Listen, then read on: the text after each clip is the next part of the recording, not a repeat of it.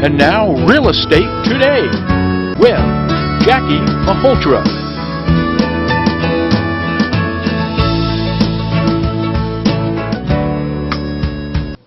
Hello everybody and welcome to our next show of Real Estate Today. Today we have an exciting show for you. We have two guests, one being Pat Driver from Umpqua Bank, so stay tuned. He'll be discussing lending topics, everything that you need to do to prepare yourself for a loan and everything that he does for you. We also have Patrick Grady here from Grady Landscaping, and he will be showing us how to properly plant a plant for the fall. So stay tuned and we will be right back with you here on Real Estate Today.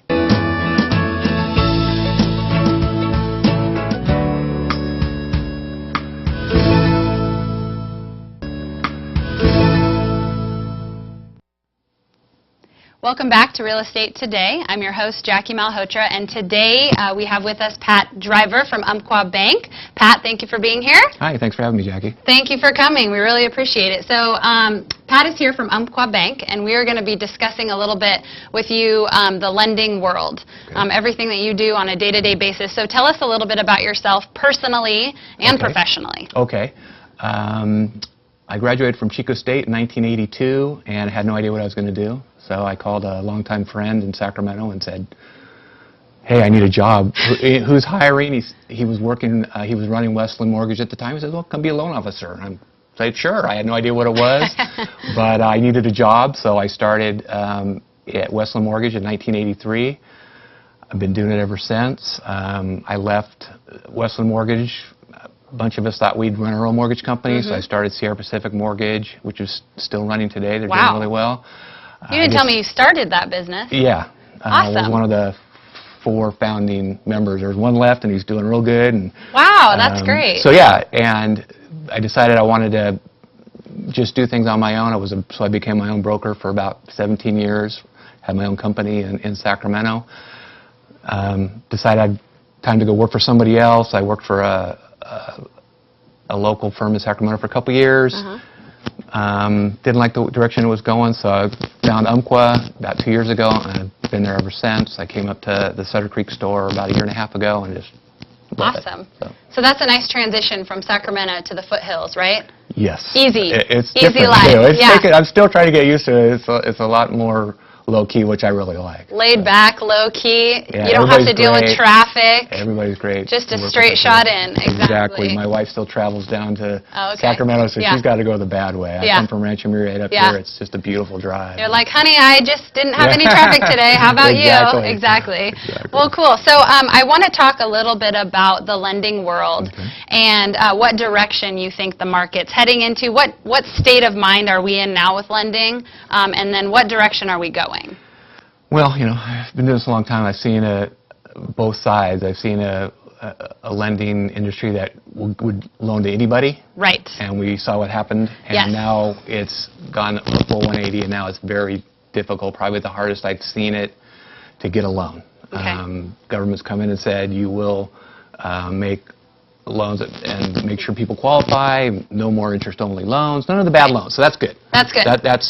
Those are protecting our consumers, right? You know, we have to verify income now, you know, and all that. And so the rules have gotten pretty strict. We're starting to see signs of loosening up. Okay. But I don't see us going back to the easy money. No. So that'll have an effect on the real estate market, I think, but in a good way. I think the market's changing a little bit. Becoming less of a seller's market from my point of view. From your standpoint, work with my clients who are getting beat out by cash borrowers or multiple offer situations. Right.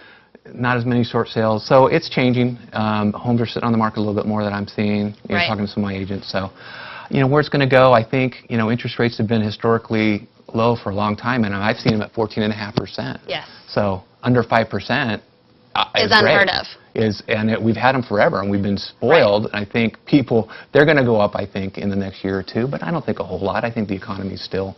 But we're never going to, well, I shouldn't say never, but we probably won't see those really, really high interest rates. I can't imagine with the global economy we have now that we'll see that. There's just so many things that are intertwined in this world that we're competing on a global level now. So if we start raising our rates, we're going to lose. Go to other places. Other So places. That makes sense. So I think, but they will be higher. I mean, the Federal Reserve done a good job of keeping them low, but that's, going to end. Right. But we're not going to see a dramatic increase, you don't expect. I don't expect it. Yeah, I wouldn't think so either. I think that things have leveled out now, and just from the standpoint of what you guys are kind of filling us in on, I would think that things are going to stay smooth. If the economy started going crazy, which I just don't see. Yeah, I don't think that's going to happen either. I don't know if we'll ever see that anymore. Right, right. Let's hope that things just stay smooth sailing. Exactly. So if a consumer calls you and wants to know some steps to pre-qualify themselves before they call you, or what would you recommend to somebody who says,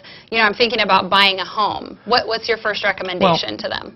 It used to be, you could say, well, you could qualify for, take your income and divide it by 4, and that's what you could pay. But that really doesn't work anymore. It's so complicated. There's so many different programs, so many options. Credit scores are now a big thing where they didn't used to be in the past. So I just say, let's get together and talk. We call it pre-qualification. It doesn't cost them anything. It's my chance to educate them on what they need to do, talk about their current situation, see where they're at now. If they're ready to go, great. If not, here's what you do to get to a point. Roadmap. Give them a reality check. You get people that paid $1,000 a month rent, but then, gosh, I'd love to go buy that $250,000 house that I saw. And you say, okay, here's what the payment's going to be, and they're like, oh, okay. Yes, so exactly. People need that. So that's what we do. We're here as a good starting point. I get calls all the time. I didn't know where to start. I'm a good spot. That's right. Then then you can talk about a realtor about what you can get for what we talk about. Or I can say, well, you're not ready now. Here's what you need to do. Because a lot of people, they try to do it on their own, and then they call me and I go, well, we thought we should pay off all our debts.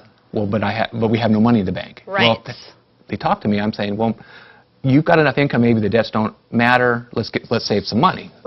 So there's the sooner they can talk to a loan officer, the better. There's a lot of things that go into getting pre-qualified for a loan. Absolutely. It's not just your credit score. It's not just your credit lines. It's not your assets. It's everything. Exactly. It's your income. What income you make may not be the income I can count to qualify you. That's so right. If I say take your income divided by 4, and you don't know if part of my income is overtime and you can't count it. That we can't count, or you don't have a history of it, or your commission and you've just started 3 months ago. You can only use a certain percentage of it. Yeah, you've made $60,000 in 3 months, but I can't count that income because I don't have a 2-year history. So it gets dangerous with all the rules that we have to follow. So again, any loan officer in the world should sit down with you and do it for free. Absolutely, and that's part of that's our job. Yeah, that's part of what you do. You're not charged for it. That's part of what we do. That's what we signed up for. Yeah, you're not just sitting in the bank and taking phone calls and applications. You're actually dealing with the client and getting more in depth with them. If I could say, I work at Umpqua Bank. I'm actually in the home lending division, so I'm not a typical. And this throws people. I don't work from 9 to 5. You're not always there. I go, yeah, because I take calls in the evenings and I work weekends and things like that. You're always available, is what you're telling me. If somebody wants to be exactly. Well, call him at midnight, he's available. I was working on a client's file at 10:30 last night. Oh, wow. So, but if people, because people work, we have crazy hours, but they have normal hours. We call me after hours, and we talk. We don't have, any good loan officer will not have a problem doing that. No, exactly. And like I said, it doesn't cost anything. It doesn't hurt. Right. It's what you need to do to get pointed in the right direction if you want to own a home. And or see if that's what you want to do. And some people I know are hesitant to pick up the phone and call because they feel like maybe they're going, is this something that I'm getting charged for, to sit down with you and to talk to you? No, this is a process that you go through to get qualified for a loan, and you don't get paid unless the job gets done. So you're providing all these wonderful services for your clients up until they're able to purchase a home or refinance a home or whatever it may be. Until the loan closes, I don't Absolutely, get paid. Absolutely. It's a question I get asked, in my field. Exactly. And people always want to know how you get paid because they're afraid that they're signing up for something that they've got to, hand out some money for. So that's great. So what kind of loans, what types of loans are the most popular that you're facing today? So, we, at Umpqua Bank, we do pretty much everything. We do the agency loans. When I talk about agency, I'm talking about Fannie Mae and Freddie Mac, which are conventional loans. We're talking about FHA and VA, which are government loans. We do the USDA loan, which is has income restrictions and things like that, and it's only available in certain counties, certain rural counties. So we do those. So we do up here. We do some of those. I'd probably say I do mostly conventional loans, but a few FHA, a few VA. We do manufactured homes, so we've done. That's something we don't see. I didn't see in Sacramento a lot.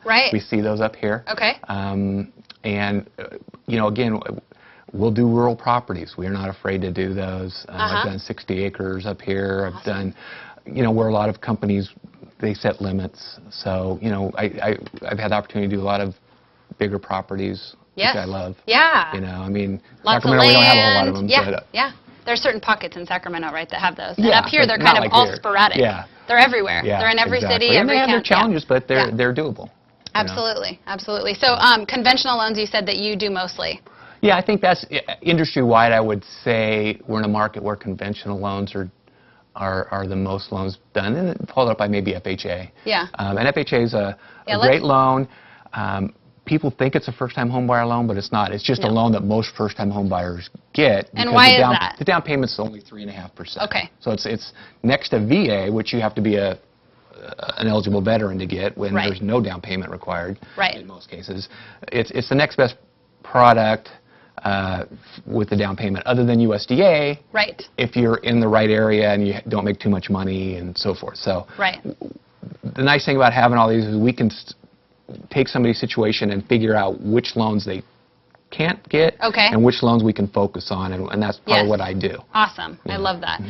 Pat, thank you so much for being here today. I really appreciate you coming in and sitting down with us and talking to us a little bit about the lending world. One last question I have for you is what are some tips maybe you can give to somebody who wants to pay off their loan sooner than 30 years?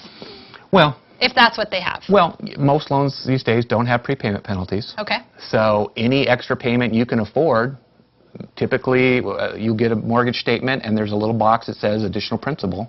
That's what you do. That's how you do it. Right. Some people look at, like the idea of biweekly mortgages. All that's doing is add an extra payment a year and it's paying your loan up. So any extra principal that you can pay throughout the year is going to go straight towards principal and will shorten your time frame. So and is that something that they have to set up though, or is it they can just throw in an additional payment and the bank knows it's going directly to the statement? The bank will get a check that's more than the minimum payment, and the box will say $300 to principal. Okay. They'll apply it right to principal. Awesome. If they do that every month, if they do it consistently, their loan's going to shrink, and the interest they're going to pay is going to be less. Right. So. Wonderful. That's great. Great news for people who are constantly asking, I'm getting this 30-year loan, but I'm going to get a chunk of money, maybe us real estate agents or people who get commission. Right. I'm going to get a chunk of money here, and, I don't want to put it in the bank. I'd really like to just, put it towards my mortgage and pay my house down because I'd like to be here forever. Yeah, I mean, you have the options. You can get a 10 or 15-year loan, but then you're locked into those higher payments, whereas a 30-year, and you'll get better rates with those shorter term, but a 30-year gives you flexibility in certain cases where you can do that. So. Right. So tell us again where your location is and where people can contact you. Okay. I'm at 11 Ridge Road in Sutter Creek at the Umpqua Bank store there. Okay. My direct line is 209-257-5440. Awesome. And if I'm not there, it gets directed to my cell phone. Even at midnight? Even at midnight. Just kidding. No, I've gotten calls. Yeah, I know. That happens. I mean, you can't help when somebody has a question. And like you said, a lot of people work very different hours than, we work different hours. But if there's a nurse and, they get out of the hospital at 3 in the morning, obviously they're not going to call you. But maybe you could get a phone call at 7 in the morning, and maybe you're not clocking in until, 8 and I know how to text. Okay, good. I'm good with text. I have 3 kids. They're all great. Yeah. They all text me all the time. So I mean, I'm technologically savvy. How is that helping your business? Does that help your business quite a bit, you think? Yeah. I mean, obviously. Yeah. I mean, the emails, and I mean, when I was doing this, I had a pager. I mean, there was no laptop computers and no cell phones. So I mean, so the technology's great, but some people like to rely on texting too much and ask questions that you can't get. And then you get a text message. Yeah, and then it's to answer the questions. You answer a question, you're going to get another question. Right. So in those cases, I'll pick up the phone and call. Exactly. It's a little too much. They don't know, but I know that it's going to be. You need to have a conversation. Yes, so absolutely.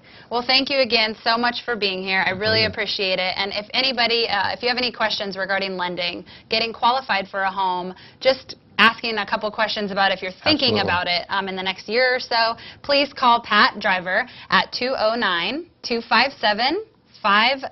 Oh, yeah, 5450, yeah. 5450. Yeah. That's kind of a hard one to say if you say it fast. 5450. So anyways, thank you again for being here. I really appreciate it. Pat at Umpqua Bank. So stay tuned with us. Next, we will have Patrick Grady here from Grady Landscaping, and Patrick is going to be discussing how to plant a plant properly, and also just talking a little bit about his business and what he does.